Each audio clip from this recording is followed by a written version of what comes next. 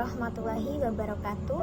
Perkenalkan, nama saya Nika Nur Atika, NIM 1262052111048 dari kelas PGMI 6B. Pertanyaan yang pertama, apa yang kamu ketahui tentang komunikasi, jenis-jenisnya, dan aspek apa saja yang seharusnya ada dalam komunikasi yang baik?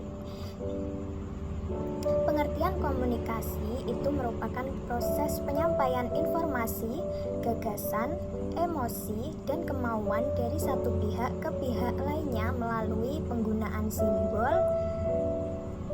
gambar, angka-angka, dan lain sebagainya. Nah, hal tersebut itu dimaksudkan untuk mempengaruhi, memberikan informasi, mengubah, atau menggerakkan orang lain untuk melakukan sesuatu. Kemudian jenis-jenisnya itu yang pertama, komunikasi verbal. Nah, komunikasi verbal itu melibatkan penggunaan kata-kata dan bahasa untuk menyampaikan pesan. Ini bisa dilakukan secara lisan, di mana pesan disampaikan melalui percakapan langsung. Nah, dalam pembelajaran itu melibatkan dua pihak, yaitu guru sebagai pengirim pesan dan siswa sebagai penerima. Contohnya seperti menanyakan kabar. Bagaimana kabar anak-anak hari ini? Kemudian ada juga tentang menanyakan materi, seperti sudahkah kalian belajar mengenai materi hari ini? Kemudian juga bisa menanyakan tentang pemahaman mereka, seperti adakah yang masih dibingungkan dari penjelasan ibu? Ibu akan mengulanginya. Nah, yang selanjutnya yaitu ada komunikasi nonverbal. Nah, ini adalah penggunaan bahasa tubuh, gerak tubuh, dan ekspresi wajah untuk menyampaikan informasi kepada orang lain. Ini dapat digunakan baik secara sengaja maupun tidak sengaja. Misalnya, yang pertama, ekspresi wajah. Bisa ceria, sedih, ataupun marah. Kemudian senyuman, tepuk tangan. Nah, hal ini tuh bisa menunjukkan rasa kagum. Kemudian bisa juga dengan jempol. Nah, ini menunjukkan isyarat seperti kerja bagus atau ketika siswa mendapatkan reward agar mereka lebih semangat. Kemudian itu ada lambaian tangan. Nah, ini dimaksudkan untuk memanggil seseorang. Yang kedua itu ada komunikasi tertulis. Nah, komunikasi tertulis itu adalah komunikasi yang diterbitkan dalam bentuk tulisan. Contohnya seperti buku, surat, email, atau artikel. Ini itu dapat digunakan untuk menyampaikan informasi yang harus dijelaskan secara lengkap dan terstruktur. Kemudian ada komunikasi visual. Nah, komunikasi visual itu adalah komunikasi yang menggunakan gambar atau foto.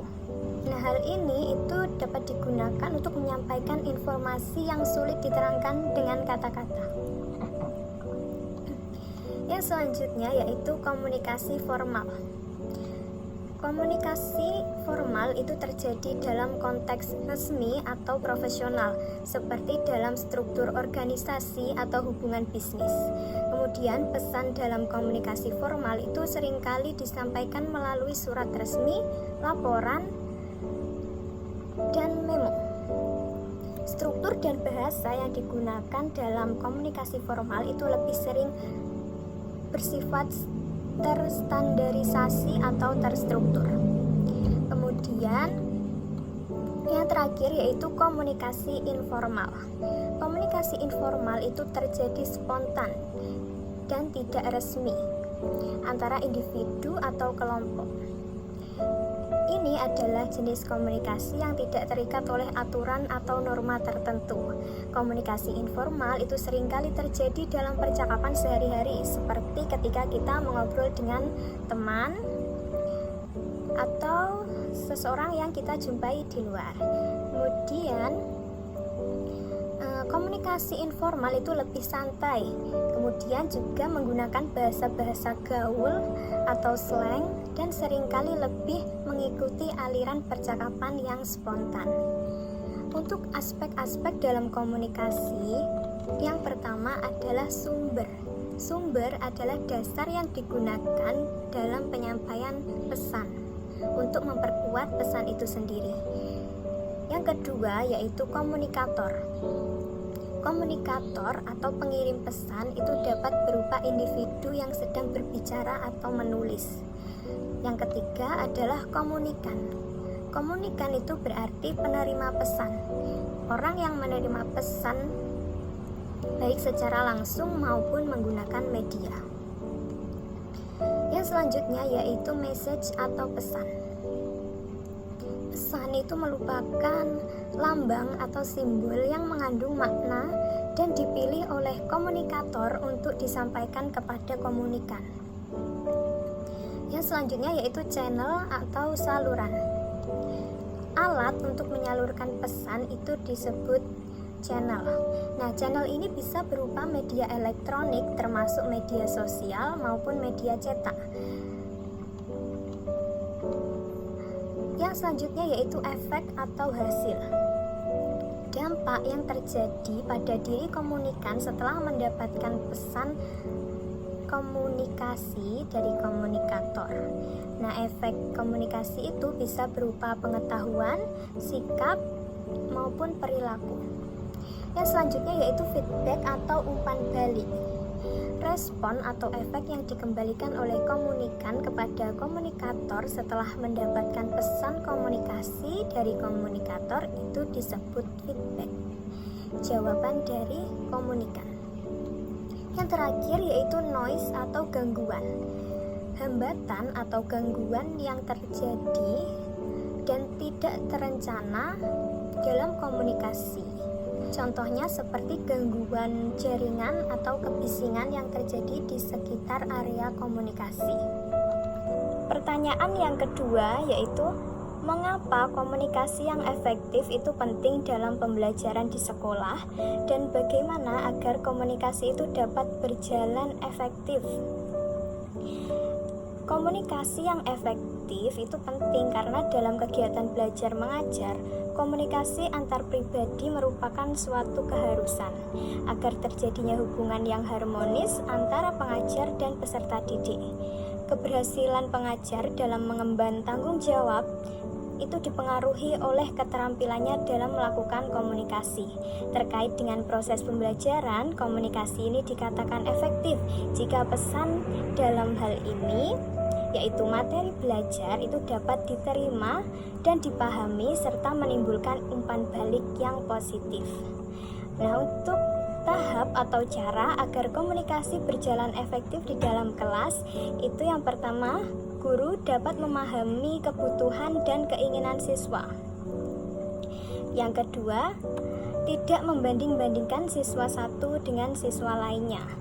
Nah, jika hal ini dilakukan, maka kepercayaan diri mereka itu akan runtuh dan pesan dari guru itu tidak akan banyak didengarkan karena mereka merasa semuanya percuma dilakukan. Yang selanjutnya yaitu menerapkan komunikasi yang jelas dan mudah dipahami. Kemudian fokus pada topik pembicaraan. Yang terakhir yaitu bisa menghadirkan suasana yang nyaman. Nah, suasana yang nyaman dalam komunikasi itu merupakan salah satu syarat bentuk komunikasi yang efektif dalam pembelajaran. Pertanyaan yang ketiga yaitu buatlah tahapan agar komunikasi yang baik di sekolah itu dapat dilakukan secara praktis dari seorang guru di dalam kelas. Nah, tahap yang pertama, guru dapat memilih topik yang relevan dan menarik. Hal ini perlu diperhatikan, diantaranya menyajikan materi yang penting, memberikan outline, memberikan konsep utama, dan menghindari informasi yang tidak penting. Setelah itu, guru bisa memberikan topik diskusi atau tanya jawab yang sesuai dengan materi tersebut. Yang kedua, guru itu harus memberikan instruksi yang jelas. Guru harus menyusun alur pembelajaran yang baik agar suasana saat pembelajaran itu tidak membosankan sehingga materi bisa dikuasai dan diberikan dengan baik. Yang ketiga yaitu pengajuan pertanyaan. Pertanyaan itu akan mendorong peserta didik untuk lebih berani bicara. Meski waktu siswa untuk berbicara singkat, tapi hal ini akan membantu mereka untuk membiasakan diri berbicara di depan umum. Yang keempat, guru itu bisa menerapkan metode diskusi. Dengan diskusi, peserta didik itu memiliki kesempatan lebih sering berbicara. Harapannya, kemampuan komunikasi mereka itu juga akan terus berkembang. Yang kelima, menerapkan metode belajar presentasi. Presentasi akan membuat peserta didik menguasai lebih dalam materi. Yang keenam, mendorong siswa untuk lebih ekspresif. Yang ketujuh, memberikan umpan balik. Dan yang terakhir yaitu melakukan pengulangan.